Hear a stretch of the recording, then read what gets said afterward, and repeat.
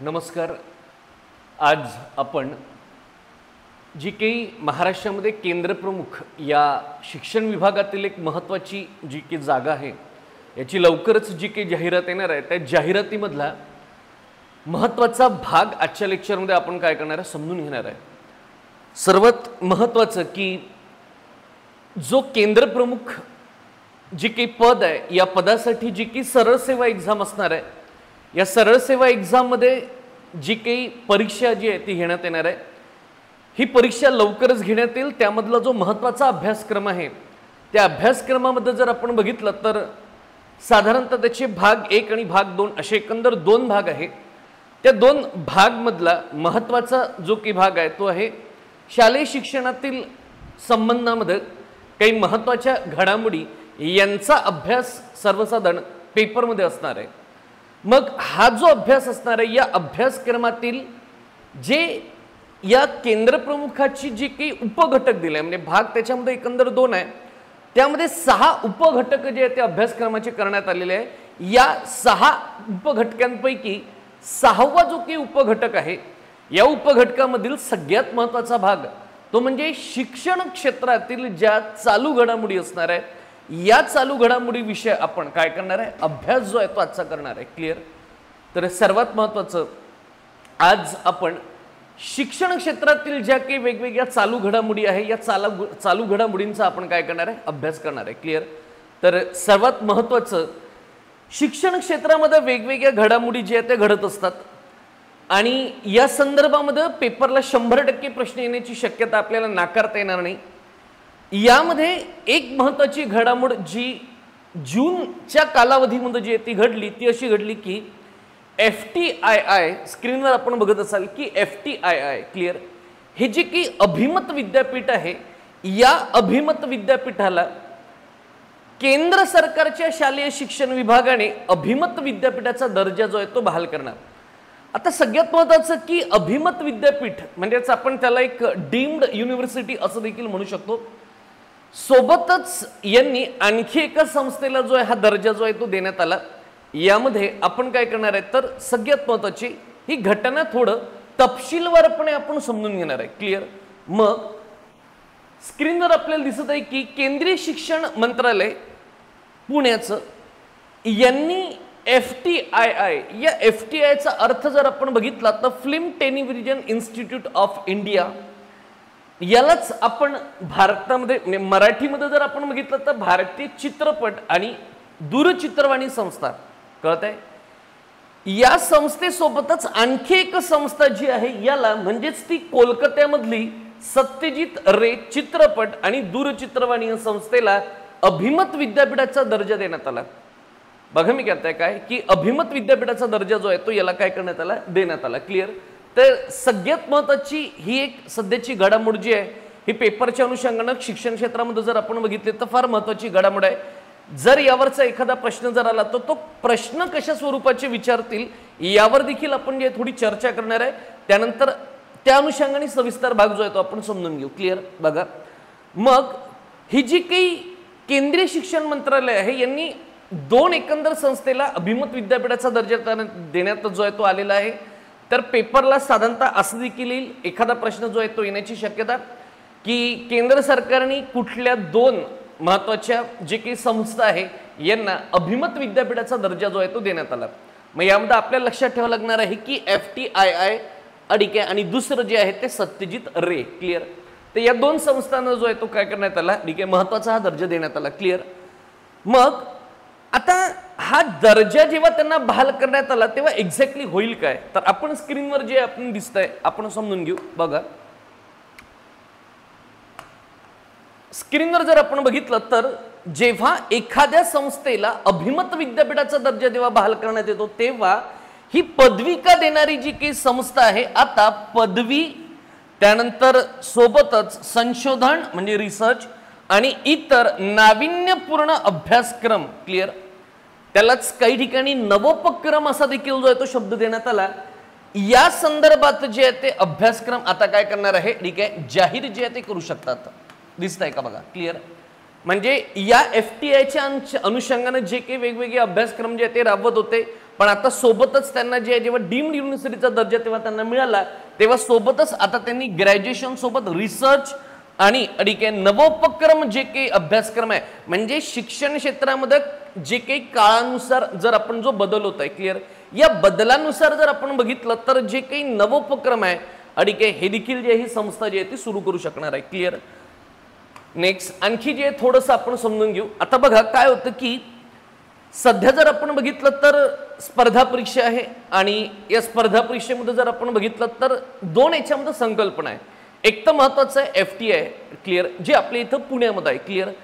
आता जेव्हा अशी की एखादी संकल्पना असेल तर पेपरमध्ये त्या अनुषंगाने देखील एखादा प्रश्न येण्याची शक्यता नाकारता येत नाही. ती संकल्पना जी आहे ती आपण समजून घेऊ. बघा 1960 मध्ये भारत सरकारने, स्क्रीनवर जर आपण बघत असाल तर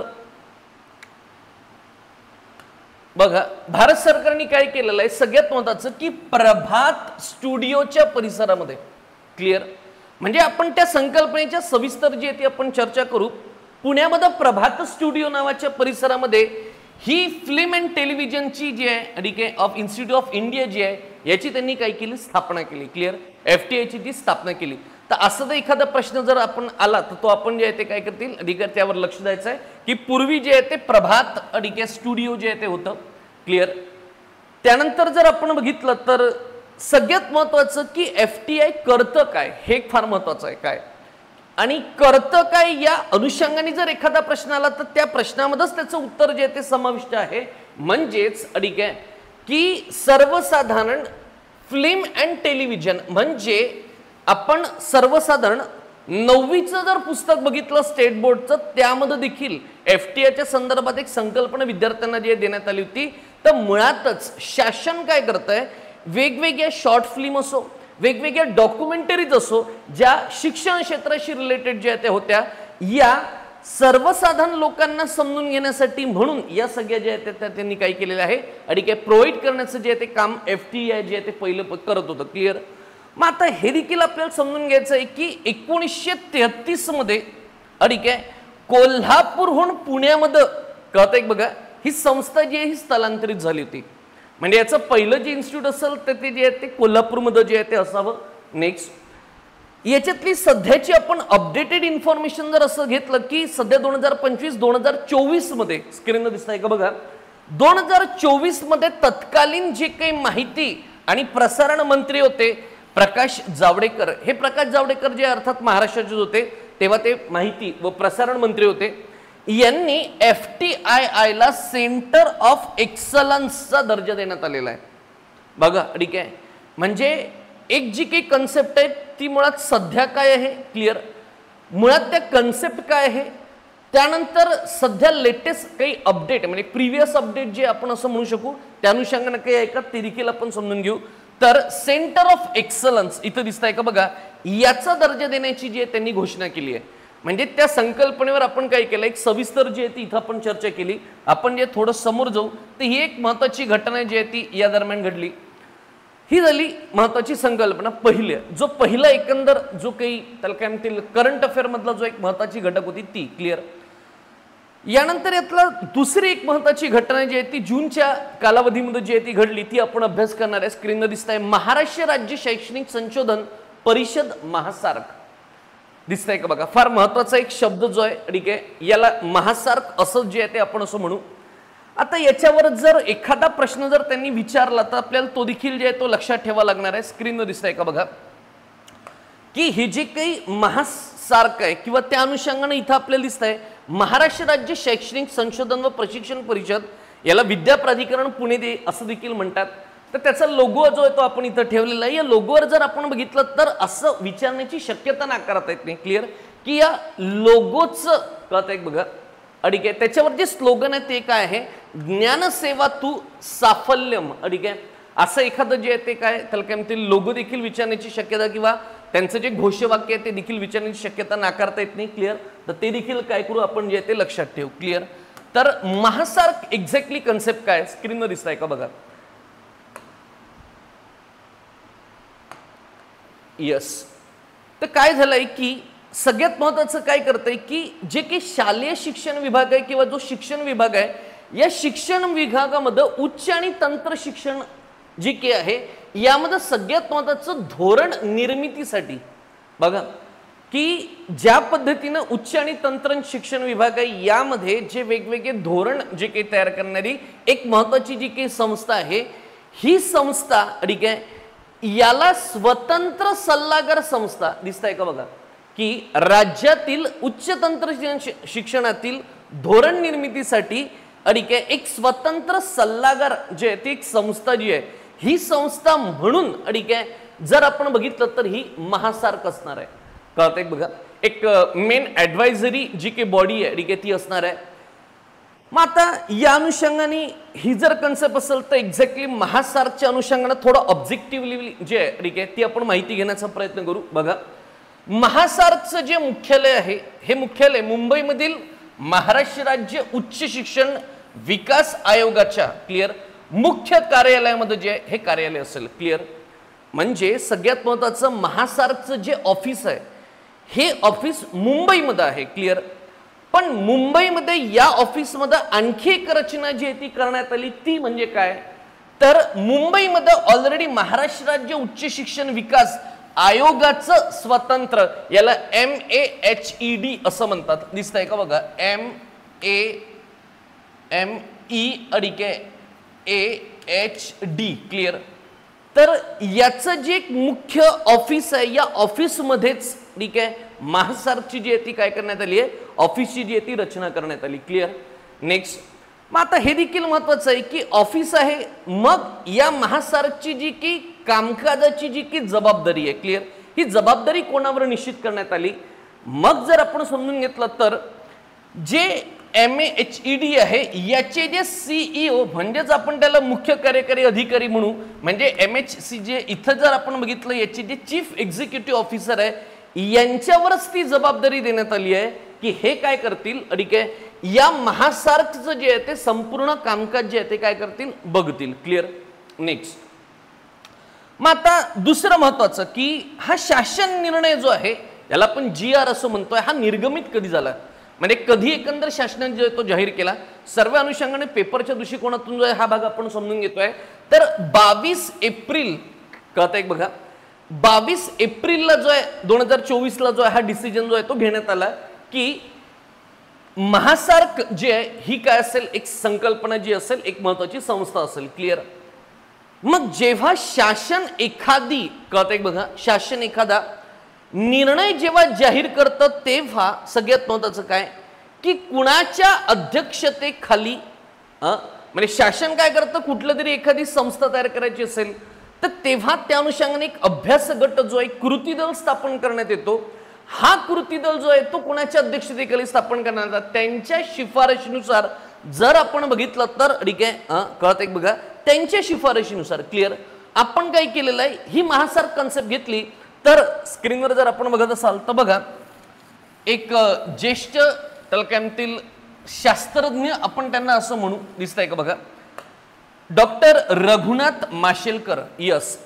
एक महत्त्वाचे शास्त्रज्ञ आहे डॉक्टर रघुनाथ माशेलकर यांच्या कृती दलाने सरकारला एक शिफारस करण्यात आली की आपण महासार्कची जी ती स्थापना करण्यात आली ठीक आहे करावी क्लिअर तर त्यांची शिफारस आहे मग आता सगळ्यात महत्त्वाचं आहे की स्थापना करण्यात आली तर स्थापना करण्यात आली मध्ये महत्त्वाचं उद्देश देखील असतं की एक्झॅक्टली महासार्क काय करणार आहे क्लिअर तर स्क्रीनवर दिसतंय का बघा राज्यातील विद्यापीठांमध्ये शैक्षणिक समतोल साधून क्लिअर आता महाराष्ट्रात जर आपण बघितलं तर सर्वसाधारण अनेक वेगवेगळ्या स्वरूपाची जे आहे ते विद्यापीठ आहे कळतंय बघा यामध्ये काही कृषी विद्यापीठ आहे काही अकृषिक विद्यापीठ आहे आरोग्य विद्यापीठ आहे क्लिअर या अनुषंगाने जे काही सर्व विद्यापीठ जे ते असणार आहे या विद्यापीठामध्ये आपल्याला एक समतोल साधायचा आहे कळतंय बघा सोबतच नव्या राष्ट्रीय शिक्षण धोरण म्हणजे आपण त्याला 100% आपण असं म्हणतोय NEP 2020 बघा तरी नॅशनल एज्युकेशन जी काही पॉलिसी आहे ठीक आहे ही पॉलिसी आपल्याला काय करायची आहे म्हणजे वेगवेगळ्या शैक्षणिक ज्या काही घडामोडी वेगवेगळ्या युनिव्हर्सिटीमध्ये चालू आहेत त्या प्लस NEPचे जे काही महत्त्वाचे उद्दिष्ट आहे या सगळ्यांशी एक सुसंगत एकसंघ व्यवस्था जी आहे ती काय करायची आपल्याला उभी करायची आहे बघा मी म्हणताय काय एक व्यवस्था जी आहे ती उभी करायची आहे यासाठी सरकारने काय केलं, महाराष्ट्र राज्य शैक्षणिक संशोधन परिषद म्हणजेच महासार्क जी आहे त्याची काय केली, स्थापना जी आहे ती केलेली आहे. क्लिअर. मग आपल्याला हे देखील काय समजून घ्यावं लागणार सर की याचं नेमका पर्पज काय. क्लिअर. तर या अनुषंगाने अडिके ही एक महत्वाची इन्फॉर्मेशन आपण थोडं समोर जाऊया. नेक्स्ट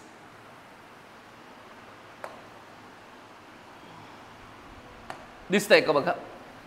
आता ही जी महासार्क जी की संस्था आहे, या संस्थेमध्ये सल्लागार आणि मार्गदर्शक संस्था. ठीक आहे. बघा मी काय म्हणताय की याचा एक रोल काय असणार आहे. ठीक आहे. की महासार्क जे आहे ते आपण त्याची उद्देश जे आहे ते आपण ऐकलं की वेगवेगळे विद्यापीठ, या विद्यापीठांमध्ये असलेले शैक्षणिक कार्यक्रम आणि सोबतच जर आपण बघितलं तर त्याला काय म्हणता येईल की ज्या काही NEP आहे यांचा जो आहे तो बॅलन्स आपल्याला करायचा आहे. मग हा बॅलन्स करत असताना रोल जो आहे, भूमिका काय आहे, तर भूमिका असणार आहे सल्लागार आणि मार्गदर्शन, म्हणजे एक ॲडवायझरी आणि गायडन्स अडिके ही एक महत्त्वाची संस्था असणार आहे सार्वजनिक विद्यापीठांसाठी. क्लिअर. जे की वेगवेगळी युनिव्हर्सिटी आहे यामध्ये जर आपण बघितलं तर सगळ्यात महत्त्वाचं अभ्यासक्रम, त्यानंतर श्रेयांक समतुल्यता, त्यानंतर ऑनलाईन अभ्यासक्रम, त्यानंतर विद्यापीठ आणि उद्योग संवाद आणि संशोधन क्षेत्रामध्ये सुसूत्रता निर्माण करणार आहे. बघा जेव्हा महासार्क एक्झॅक्टली आपली इथं काय करणार आहे तर अडिके यांच्यावर एक महत्त्वाची सल्लागार म्हणून वेगवेगळ्या विद्यापीठासाठी ते सल्ला काय काय देईल. क्लिअर. तर सगळ्यात महत्त्वाचं आहे की जे की सार्वजनिक विद्यापीठ आहे या सार्वजनिक विद्यापीठांमध्ये एक प्रकारे अडिके अभ्यासक्रम जो आहे तो कुठल्या दर्जाचा जो तो असावा. त्यानंतर जे की श्रेयांक आहे, कळतंय बघा, त्याला आपण क्रेडिट सिस्टीम असं देखील म्हणतो. ही जी की क्रेडिट सिस्टीम आहे याच्यामध्ये एक इक्वी बॅलन्स जो आहे तो आपण साधला गेला पाहिजे. आणि सोबतच ठीक आहे या अनुषंगाने की आपल्याला पण माहिती आहे ऑनलाईनचा जो आहे ठीक आहे एक त्याला काय म्हणतील एक गरज ठीक आहे आज जगाची जी आहे ती होऊन गेली, तर आपल्याला काही ऑनलाईन स्वरूपामध्ये अभ्यासक्रम सुरू करता येईल का. त्यानंतर विद्यापीठ आणि उद्योग यांच्यामध्ये संवाद निर्माण होणं महत्त्वाचं आहे. म्हणजेच आपण जर बघितलं तर वेगवेगळ्या विद्यापीठांची अनेक मोठ्या प्रमाणात स्थापना झाली, पण त्यातनं रोजगार किती जनरेट होत आहे. क्लिअर. तर ते स्किलफुल जे काही लोक आहे ठीक आहे ते देखील असले पाहिजे, त्यातनं रोजगार जनरेट व्हायला पाहिजे. आणि म्हणून विद्यापीठ आणि उद्योग जो आहे तो संवाद आपण केला पाहिजे. क्लिअर. सोबतच संशोधन क्षेत्रामध्ये क्लिअर.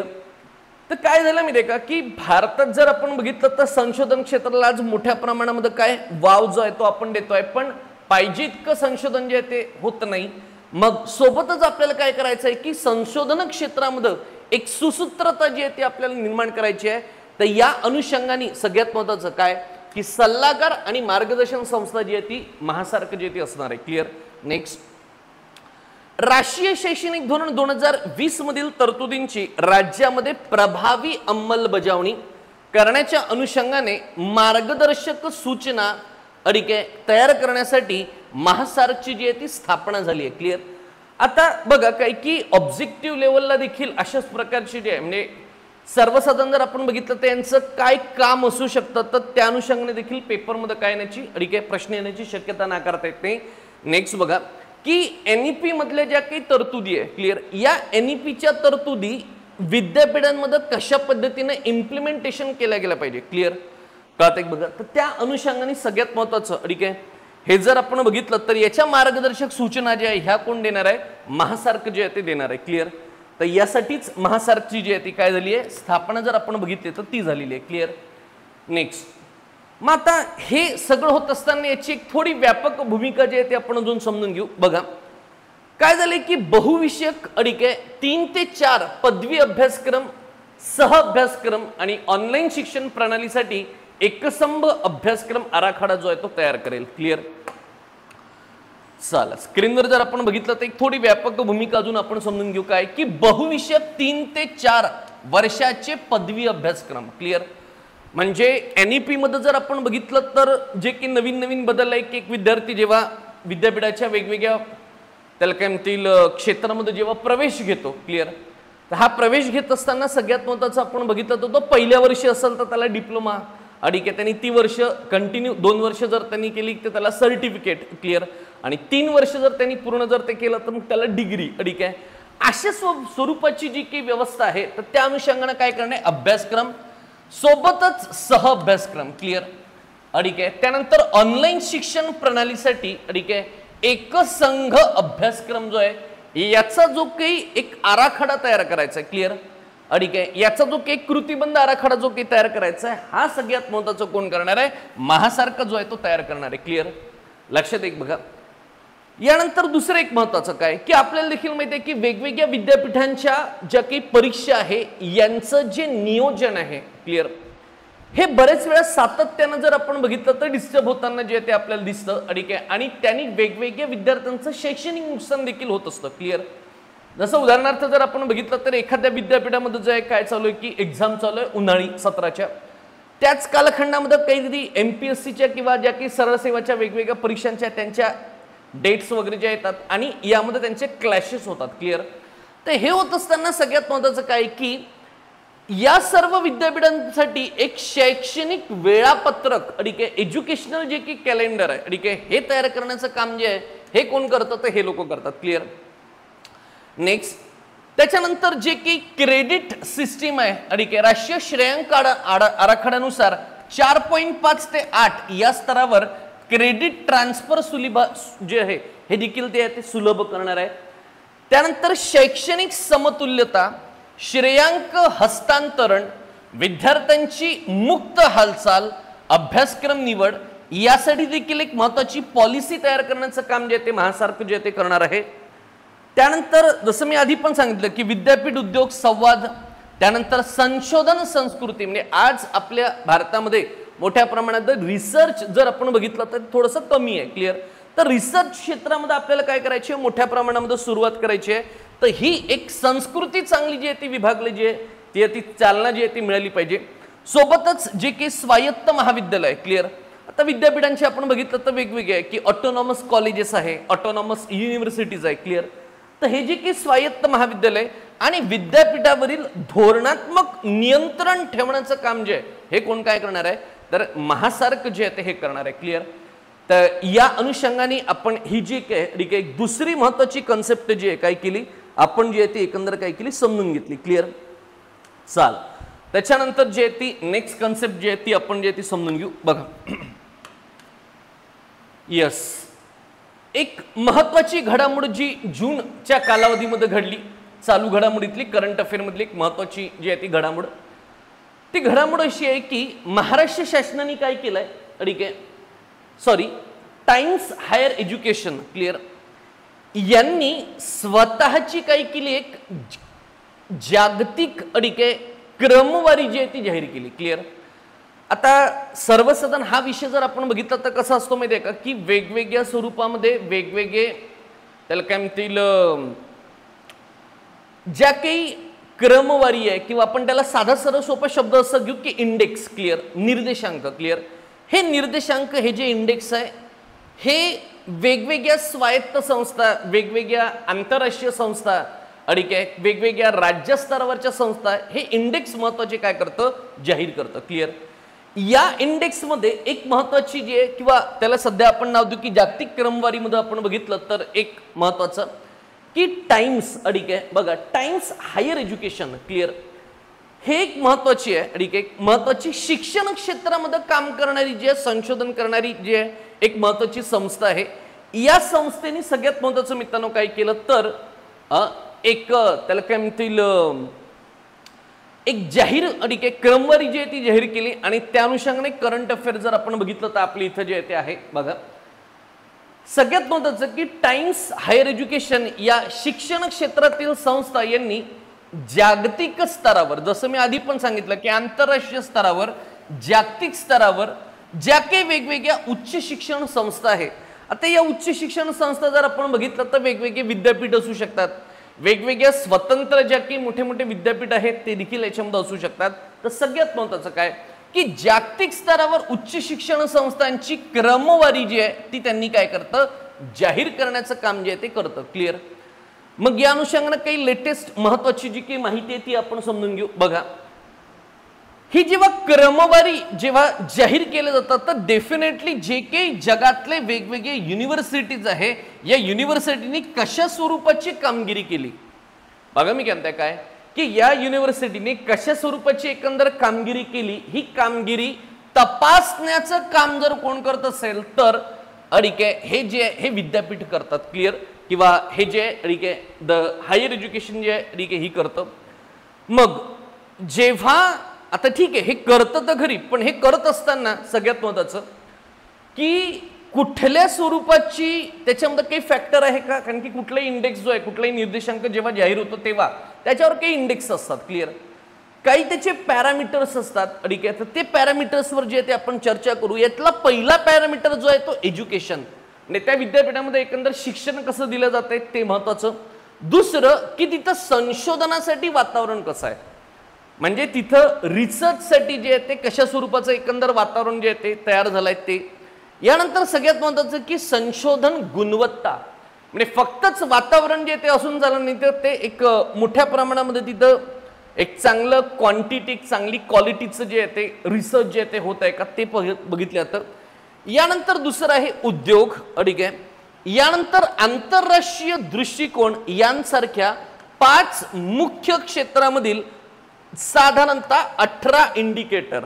बघा याच्यातले महत्त्वाचे जे आहेत एकंदर 5 घटक आहेत, त्यातले 18 एकंदर इंडिकेटर आहे. क्लिअर. आता त्या 18 इंडिकेटरच्या संदर्भामध्ये इतकं काही डिटेलमध्ये प्रश्न विचारण्याची शक्यता नाही, पण जे 5 महत्त्वाचे पॉईंट आहे याच्यावर काय करायचे ठीक आहे आपल्याला 100% काय करायचे चर्चा करायची. क्लिअर. तर त्या अनुषंगानं जे आहे ते एकंदर ती गोष्ट. क्लिअर. तर ही या पद्धतीनं ठीक आहे. चला आपण समजून घेऊ. मग आता एकंदर कन्सेप्ट समजून घेतल्यानंतर जी की क्रमवारी जाहीर झाली त्या क्रमवारीमध्ये सगळ्यात महत्त्वाचं कुठल्या संस्थांची क्रमवारी जी आहे ती जाहीर झाली ती आपण काय करणार आहे सगळ्यात महत्त्वाचं इथं जे आहे ते समजून घेणार आहे. क्लिअर. बघा मग ही जेव्हा क्रमवारी जाहीर करण्यात आली यामध्ये सगळ्यात महत्त्वाचं की आशिया क्रमवारी 2025, म्हणजे आशिया खंडातले जे काही महत्त्वाची जी काही शिक्षण संस्था आहे याची त्यांनी यादी जी आहे ती जाहीर केली, कारण की अर्थात भारत जो आहे हा आशिया खंडामध्ये येतो. क्लिअर. मग पहिल्या 500 संस्थांमध्ये दिसतंय का बघा, म्हणजे यांनी काय केलं जे की वेगवेगळे 500 एज्युकेशन संस्था आहे ठीक आहे याचा यांनी काय केलं तर जो की विचार त्यांनी केला या 500 संस्थांमध्ये आपल्या महाराष्ट्र राज्यातील कळतंय बघा institute of chemical technology. Clear. यानंतर दुसरं महत्त्वाचं आहे की सिम्बायोसिस इंटरनॅशनल युनिव्हर्सिटी. क्लिअर. यानंतर तिसरं सावित्रीबाई फुले पुणे विद्यापीठ. क्लिअर. आणि सगळ्यात महत्त्वाचं चौथं भारतीय विज्ञान शिक्षण आणि संशोधन संस्था, यालाच आपण आयसर पुणे असं म्हणतो. क्लिअर. तर आपल्याला माहित असेल की शिक्षण क्षेत्रामध्ये मोठ्या प्रमाणात काम करणारी एक संस्था म्हणून आयसर जी आहे ती शिक्षण संस्था आहे. आयसरचे स्वतंत्र शैक्षणिक वेगवेगळे जे आहेत ते रिपोर्ट जे आहेत ते देखील येतं आणि शासनाला देखील काही महत्त्वाचे सजेशन जे आहेत ते देखील देण्याचं काम आयसर करतं. तर भारतीय विज्ञान शिक्षण आणि संशोधन संस्था आयसर. क्लिअर. या एकंदर ज्या महत्त्वाच्या 4 ज्या काही शिक्षण क्षेत्रातल्या ज्या काही एकंदर महत्त्वाचे त्याला काय म्हणतील संस्था आहे यांना ठीक आहे ज्या आशिया संबंधात आहे तर याच्यामध्ये या चौघांचा जो आहे तो काय लागला क्रमांक लागलेला आहे. क्लिअर. तर ही फार महत्त्वाची जी आहे ती एक बदल. मग आता हे जेव्हा आपण समजून घेतलं तेव्हा स्पर्धा परीक्षा आहे ठीक आहे त्याला काय म्हणतील परीक्षा आहे. क्लिअर. तर आता असं देखील याच्यावर एक प्रश्न येण्याची शक्यता नाकारता येत नाही की ठीक आहे महाराष्ट्रातल्या एकंदर 4 युनिव्हर्सिटी आहे. क्लिअर. पण या क्रमवारीमध्ये पहिली कुठली युनिव्हर्सिटी आहे ती कुठल्या देशाची आहे, कारण की आशिया खंडामध्ये फक्त भारत नाही आहे ना. ठीक आहे.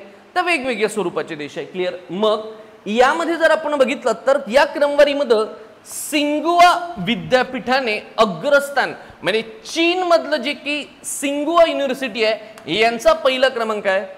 तर पेकिंग विद्यापीठाचा दिसतंय का बघा पेकिंग विद्यापीठ याच्यामध्ये सेकंड क्रमांकावर आहे. नॅशनल युनिव्हर्सिटीज ऑफ सिंगापूर याच्यामध्ये तिसरं आहे. क्लिअर. तर एकंदर या 3 महत्त्वाच्या ज्या या संकल्पना. क्लिअर. यानंतर ठीक आहे ही महत्त्वाची जी आहे ती कन्सेप्ट. क्लिअर. चला इथपर्यंत जो आहे ठीक आहे आपण काय केलं हा महत्त्वाची कन्सेप्ट जी आहे समजून घेतली. करंट अफेअरच्या अनुषंगाने जे आहे त्याची आपण काय करतो सगळी चर्चा जी याच्यावर करतोय. क्लिअर. चला नेक्स्ट याच्यामध्ये चौथं महत्त्वाचं असणार आहे की जी की करंट अफेअर आहे शासनाने काय करण्यात आलंय की जे काही गुणवत्तापूर्ण शिक्षक आहे बघा जे की गुणवत्तापूर्ण शिक्षक आहे, या गुणवत्तापूर्ण शिक्षकांना आयडलचा दर्जा देण्यात आला. बघा मी म्हणताय काय, एक आयडलचा जो आहे तो दर्जा देण्याचं जे आहे ते शासनाने काय केलंय, डिक्लेअर केलेलं आहे. क्लिअर. बघा मग या अनुषंगाने काय करू, थोडी चर्चा जी आहे ती आपण काय करू या लेक्चरमध्ये जे आहे ते करूया. ठीक आहे. बघा राज्यभरामध्ये गुणवत्तापूर्ण अध्यापन करणाऱ्या शिक्षकांचा सन्मान क्लिअर करून त्यांना मोटिवेशनल ठीक आहे प्रोत्साहनपर ठीक आहे देण्यासाठी म्हणून शालेय शिक्षण विभागाने काय केलंय, जे आयडियल शिक्षक आणि आयडियल शाळा क्लिअर यांची निवड करण्याचा काय केलेला आहे ठीक आहे निर्णय केलेला आहे. बघा लक्षात एक बघा की दोन महत्त्वाच्या कन्सेप्ट काय की राज्यातील जी की गुणवत्ता आहे ठीक आहे, ही गुणवत्तापूर्ण अध्यापन करणाऱ्या शिक्षकांचा सन्मान करायचा आहे. मग हे करत असताना काय करायचे की यातले जे की गुणवत्तापूर्ण शिक्षक आहेत त्यांना आयडियल शिक्षक दर्जा द्यायचा आहे, सोबतच आयडियल शाळा देखील असणार आहे. तर याचा दर्जा देण्याचा जो आहे तो त्यांनी काय केलाय ठीक आहे निर्णय डिक्लेअर केलाय. क्लिअर. मग सगळ्यात महत्त्वाचं, ही जी की आयडियल शाळा आहे ठीक आहे याची ती बँक देखील स्थापन करणार आहे. बघा मी म्हणताय काय, ज्या काही वेगवेगळ्या आयडियल शाळा आहे ना यांची बँक असणार आहे, ती बँक देखील काय करणार आहे ठीक आहे स्थापन जे आहे ते करणार आहे. क्लिअर. सोबतच जर आपण बघितलं तर हे जे काही आयडियल शिक्षक असणार आहे, आयडियल शाळा असणार आहे. क्लिअर. शिक्षण विभागाने अजून एक असा निर्णय घेतला की यांना ज्या काही वेगवेगळे शासन आहे म्हणजे शालेय शिक्षण विभाग जो आहे जो शासन काम करतं या शासनामध्ये देखील त्यांना आपण कसं काय सहभागी करून घेऊ. क्लिअर. आणि त्यांचा सहभागानं अजून एक चांगलं गुणवत्तापूर्ण वातावरण शिक्षण क्षेत्रामध्ये कसं काय निर्माण करू शकू म्हणून ठीक आहे शिक्षण विभागाच्या कामकाजात देखील हे जे की गुणवत्तापूर्ण आयडियल शिक्षक असणार आहे हे देखील काय करणार आहे पार्टिसिपेट करणार आहे. क्लिअर. तर ही एक महत्त्वाची जी आहे ती काय कन्सेप्ट. नेक्स्ट आपण जे आहे ते समोर जाऊ. चला ठीक आहे. बघा यामध्ये आता गुणवत्तापूर्ण शिक्षक जे आहे तो आयडियल शिक्षकांचा जो आहे तो दर्जा असणार आहे. सोबतच क्लिअर यांना आपण एक दर्जा देतोय, तर मग दर्जा देतोय तर म्हणजे त्याचं सिलेक्शन पण महत्वाचं आहे की यांची निवड आपल्याला कशी करायची आहे. क्लिअर. बघा मग ही निवड करत असताना स्क्रीनवर जर आपण बघितलं तर बघा या अंतर्गत निवड करण्यासाठी शाळांमधील विविध उपक्रम कळतंय, म्हणजे एका शाळेमध्ये एका शिक्षकाने जे वेगवेगळे उपक्रम ठीक आहे ते जे करणार आहेत ते उपक्रम कसे असणार आहे. त्याच्यानंतर काही नवीन अध्यापन पद्धती ठीक आहे ही यांनी शोधून काढली का. क्लिअर. किंवा वेगवेगळ्या ज्या नवीन अध्यापन पद्धती आहे यांचा उपयोग जो आहे तो लोक कसा करून आले, एकंदर ते महत्त्वाची बाब. आणि शासकीय जे काही ध्येय धोरण आहे याची अंमलबजावणी या शाळा ज्या आहेत त्या कशा करतात. बघा लक्षात एक बघा की या निवड अंतर्गत शाळांमधील विविध उपक्रम, नवीन अध्ययन पद्धती, शासकीय ध्येय धोरण या सगळ्यांची अंमलबजावणी. क्लिअर. तर या सगळ्यांमध्ये त्या शिक्षकाचं योगदान जे आहे ते कसं असणार आहे त्यावर त्यांची निवड जी आहे ही होणार आहे. मग सोबतच ज्या काही वेगवेगळ्या शासनाच्या वेगवेगळ्या त्याला काय म्हणतील संकल्पना आहे किंवा शासनाचे जे काही वेगवेगळे प्रोग्राम्स आहेत त्याच्यामध्ये एक महत्त्वाचं जर आपण बघितलं तर मुख्यमंत्री माझी शाळा सुंदर शाळा.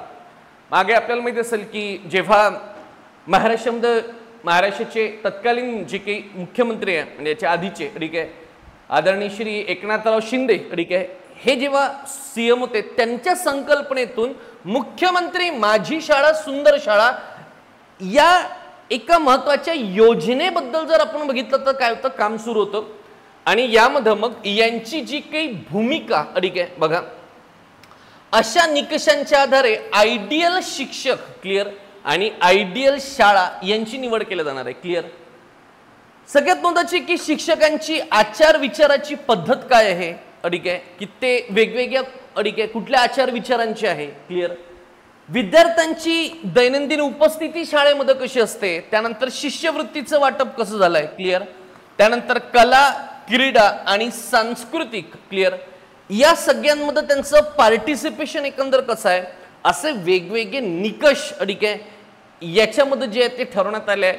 आणि त्या वेगवेगळ्या समितीच्या माध्यमातून काय केलं जातं इथं जे ठीक आहे त्याला काय म्हणतील, या आधारावर त्यांची जी आहे ते सिलेक्शन होणार आहे. क्लिअर. चला नेक्स्ट बघा. मग आता जेव्हा सिलेक्शन केलंय ना, तेव्हा त्यांच्या एकंदर 3 स्तरावर त्यांच्या कमिटी तयार केल्या. क्लिअर. की एकंदर सगळ्यात पहिला स्तर जो आहे तो तुम्हाला स्क्रीनवर दिसतंय का बघा, एक तालुका असणार आहे. क्लिअर.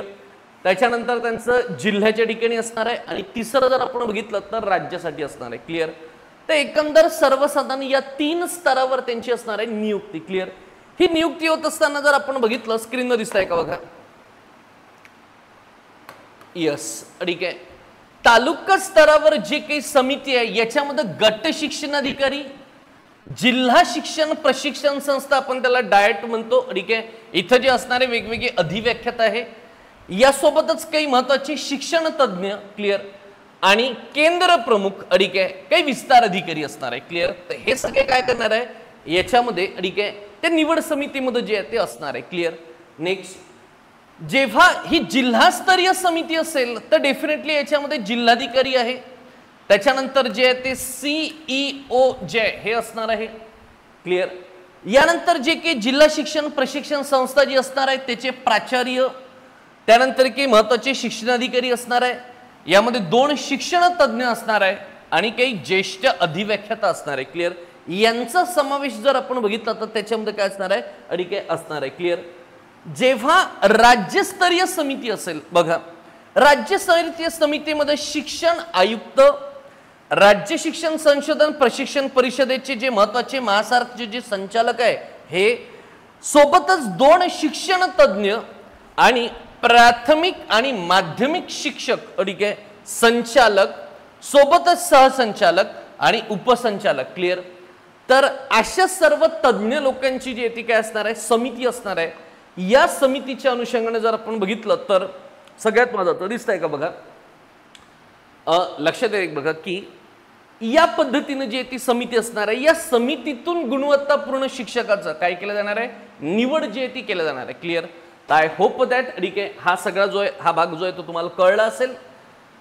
यानंतर, ठीक आहे, आत्ताच्या लेक्चरमध्ये जर आपण बघितलं तर इथं आपण काय करतोय, थांबतोय. याच शिक्षण क्षेत्रातील जो काही चालू घडामोडी असणार आहे याचा पार्ट 2 जो आहे, ठीक आहे, तो आपण बघू. त्या पार्ट 2 मध्ये आणखी काही महत्वाचे जे काही वेगवेगळे जे बदल झाले आहेत, ठीक आहे, त्यांचा अभ्यास काय करणार आहे आपण करणार आहे. क्लिअर. चला, आय होप दॅट, ठीक आहे, थँक्यू सो मच.